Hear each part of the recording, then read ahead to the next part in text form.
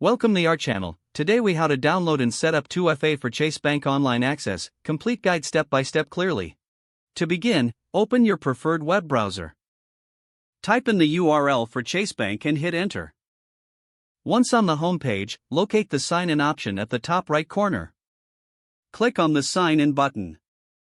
Enter your username and password in the fields provided. After logging in, navigate to your account settings. Look for the Security or Security Settings option. Click on the Security tab. Find the two-step verification or two-factor authentication section.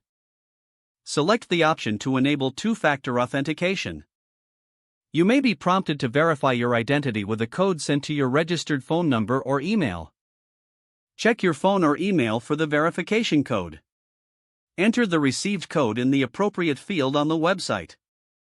Once confirmed, you will see an option to set up your desired method for two-step verification. Choose between options like SMS, email, or an authentication app. Follow the on-screen instructions to set up your preferred method. If you select an authentication app, download the app of your choice from your device's app store. Open the authentication app and scan the QR code provided on the Chase website. Once scanned, the app will generate a verification code. Enter this code back into the Chase setup page and confirm.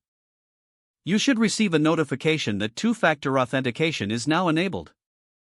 Review all settings to ensure your contact details are up to date. Make sure to save any changes before exiting the settings page. Log out of your Chase account to complete the setup process. The next time you log in, you will be prompted for the second verification step. If the page does not load, refresh the browser or try again in a private or incognito window. Make sure you are using the correct email address, then retype it carefully to avoid small typos.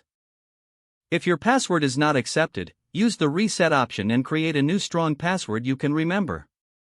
Don't forget to like this video and subscribe to our channel for more step-by-step tech guides.